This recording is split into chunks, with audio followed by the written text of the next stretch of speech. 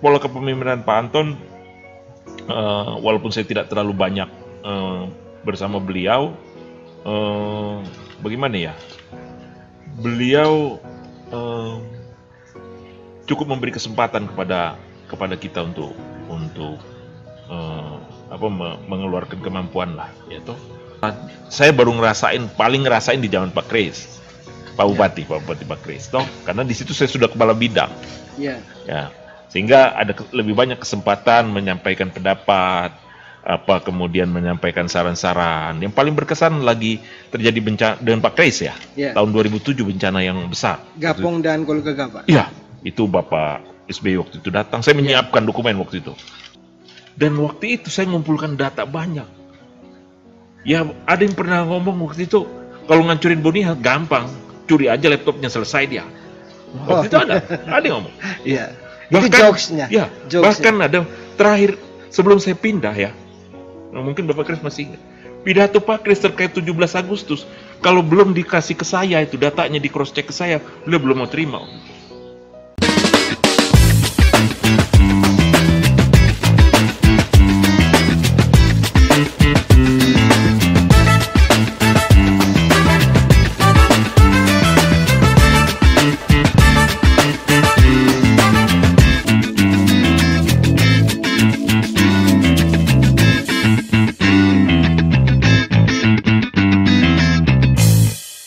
Ya, ketika menjadi staf di Bapeda ketika baru pindah ke Kabupaten Manggarai, siapa yang menjadi bupatinya ketika itu?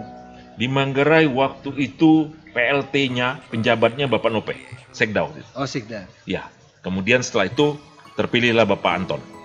Bapak Anton dari tahun 2000 sampai dengan 2005 beliau pimpin daerah ini. Kemudian Bapak Kris 10 tahun. Sebelum 10 tahun saya 2005-2009 saya pindah ke Manggarai Timur. Nah, ini ada hal yang menarik. Ketika Krayeng Boni pindah ke Kabupaten Manggarai, Krayeng Boni mengalami 2 periodisasi kepemimpinan. Mulai dari Pak Anton yang juga adalah seorang budayawan, kemudian juga adalah Pak Kris yang juga adalah salah seorang teknokrat.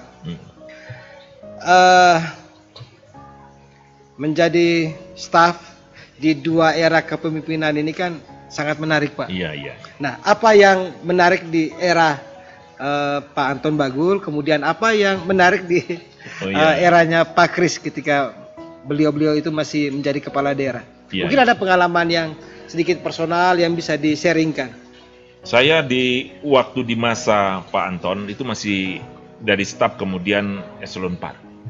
Yang tidak terlalu sering berkomunikasi langsung dengan pimpinan, Pak Bupati khususnya. Di Bapak Kris tahun 2006 saya baru eselon 3. Jadi saya jadi eselon 3 itu lama, tidak seperti Pak Kris. Mungkin nggak sampai 10 tahun ya. Saya 13 tahun saya PNS baru eselon 3. Di awal pemerintahan Bapak Anton itu ada transisi perubahan di mana di situ penerapan otonomi baru. Tahun 2000 itu. Tahun 2000. Ya, di situ ada penerapan. Kita masih belajar semua. Karena dulu anggaran kita kecil. Kemudian ada penyesuaian di situ toh. Di mana kemudian setelah itu dinas-dinas naik sudah eselonering segala macam. Pola kepemimpinan Pak Anton, walaupun saya tidak terlalu banyak bersama beliau, bagaimana ya? Beliau cukup memberi kesempatan kepada kita untuk mengeluarkan kemampuan lah, ya toh.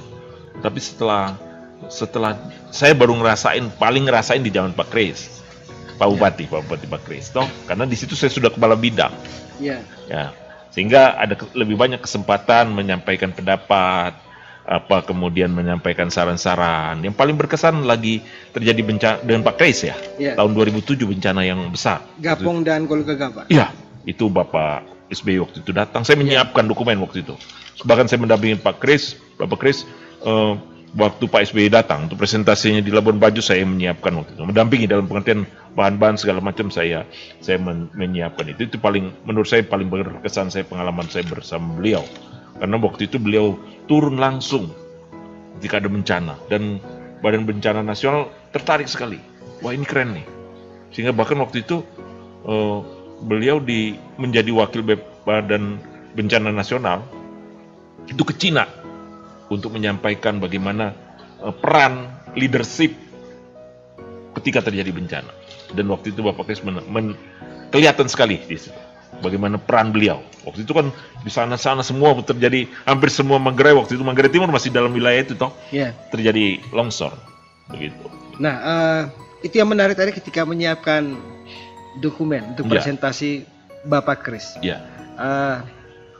Banyak orang mengenal beliau. Beliau ini kan sosok yang karakternya sangat kuat, sangat gesit, dan juga dalam komunikasinya sangat langsung, direct.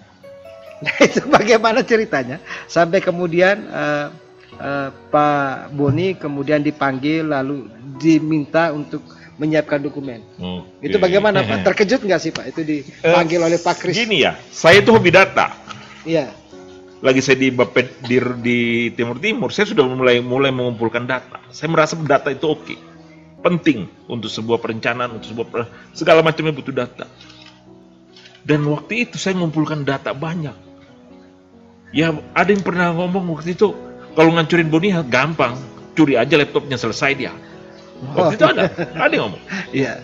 Bahkan, itu jokesnya. Ya, bahkan ada terakhir sebelum saya pindah ya, mungkin Bapak Kris masih ingat. Pidato Pak Kris terkait 17 Agustus, kalau belum dikasih ke saya itu datanya, di cross check ke saya, beliau belum mau terima. Jadi waktu itu saya ingat sekali Kepala Kesbang Pak siapa yang rumahnya di tenda itu datang saya, Pak, diminta Pak Bupati cek dulu datanya. Karena di waktu itu pesannya kalau Pak Boni sudah oke, berarti melaju dia. Gitu, kira-kira gitu. Nah, waktu itu saya merasa kenapa Pak Kris sebegitu percaya dengan Pak Boni Hasudungan? Kapan momentum titik balik beliau sangat percaya dengan Pak Boni Hasudungan? Sampai dengan pidato 17 kalau belum dicek datanya oleh Pak Boni maka dianggap belum final. Saya selalu menyajikan dengan jujur. Ada pernah Pak Ketut bilang sama saya barusan pernah tentang sesuatu, Pak Ketut Kadis per PU waktu itu. Dia bilang Pak Bupati tanya, siapa yang kasih informasi?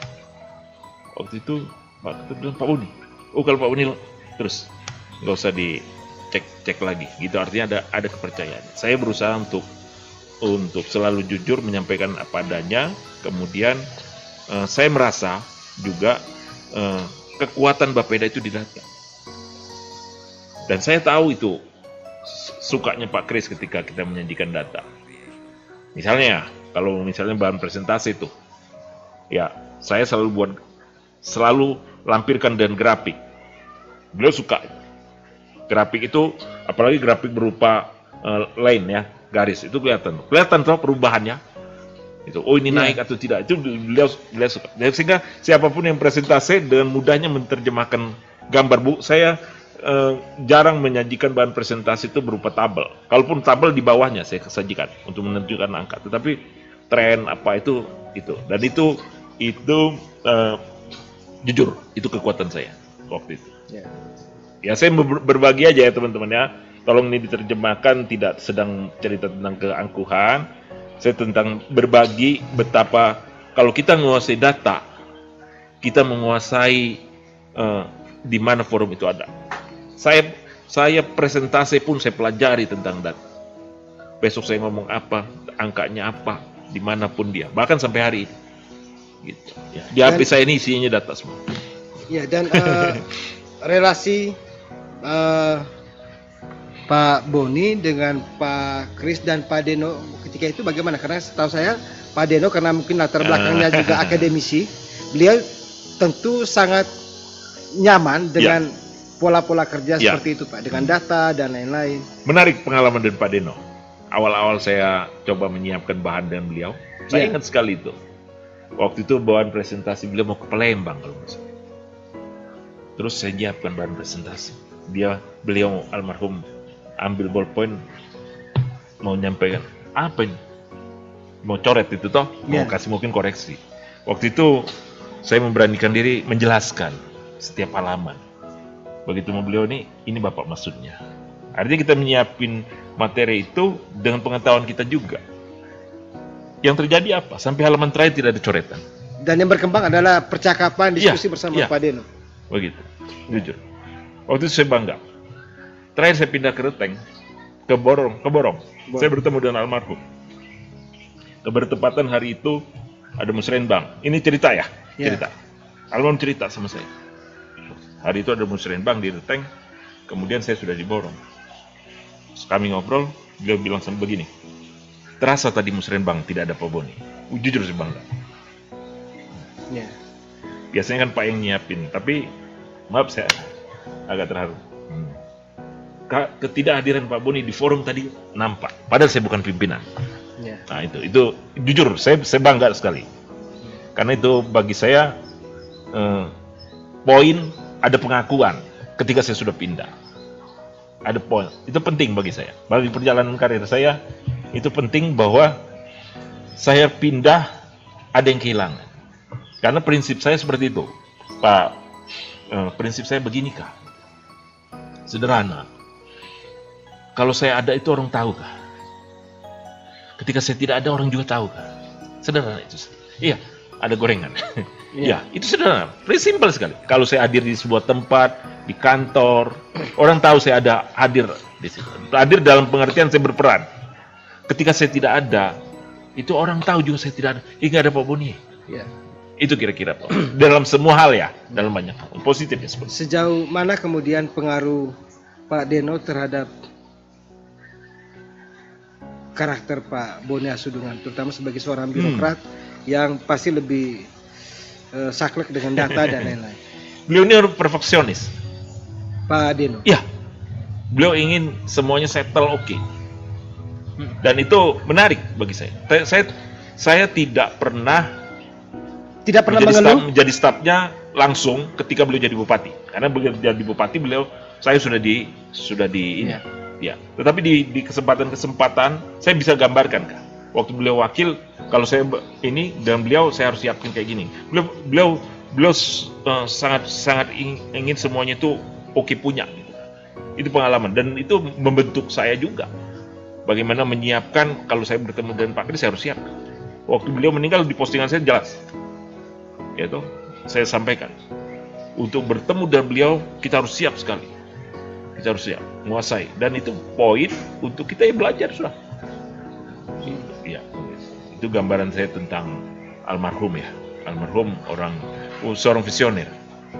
Beliau punya visi yang luar biasa untuk daerahnya. Begitu. Saya mengagumi. Begitu juga dengan ya masing-masing pimpinan punya kalau misalnya dengan Pak Eri juga saya punya kedekatan karena kami sama-sama di Bapeda. Begitu. Saya tidak masuk ke ranah politik ya. Saya masuk ke ranah di mana setiap orang punya kompetensi dari masing-masing sisi dan saya belajar dari situ. Kalau karakter kepemimpinan Pak Kris, seberapa besar pengaruhnya buat Pak Boni? Saya itu gini Kak, Pak Kris itu, saya itu membentuk karakter saya. Saya waktu itu kagum, ketika beliau menyampaikan kata pidato atau memberi penjelasan di DPR, wih keren nih saya pikir. Beliau elegan, percaya diri, sehingga saya tidak pernah melihat ketika beliau bicara di forum katakanlah di forum rapat. Dan DPRD itu ada yang cut pembicaraannya. Itu. Dan saya belajar itu. Kuncinya apa? Ya kita kuasai materi. Dan puji Tuhan, saya enggak. Cara itu saya pakai ketika saya menyampaikan. Di forum Bapak Om, perhatikan kalau saya itu. Di forum itu saya berusaha. Saya elegan mungkin. Dalam pengertian ketika kita bisa menguasai materi, maka kita bisa menguasai forum. Memang nggak sempurna, tetapi jujur, saya belajar dari beliau tentang itu. Kalau soal kecakapan sosial, Pak, lebih egaliter, mudah bergaul dengan orang dari berbagai pihak, dari berbagai kalangan, apakah itu juga menjadi bagian dari pengaruh Pak Kris kepada Pak Sekda? Ya, karena beliau ini ya, dan itu ada sama ya dengan Pak almarhum. Komunikasi informal? Iya, itu kuat. Ada. Ya, itu beliau apa ya, kadang-kadang melihat orang. Saya waktu terasa sekali waktu kami sama-sama ke Kupang.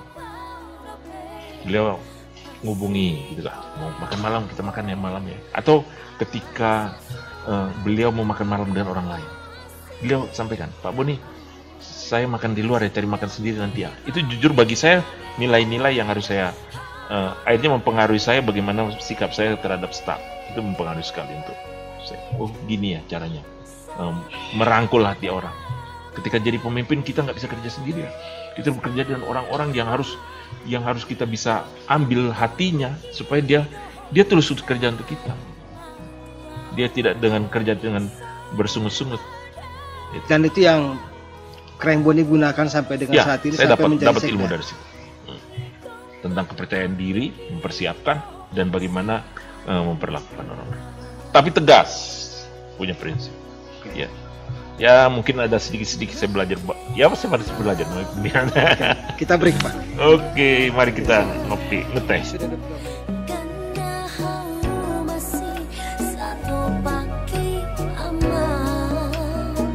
Aluh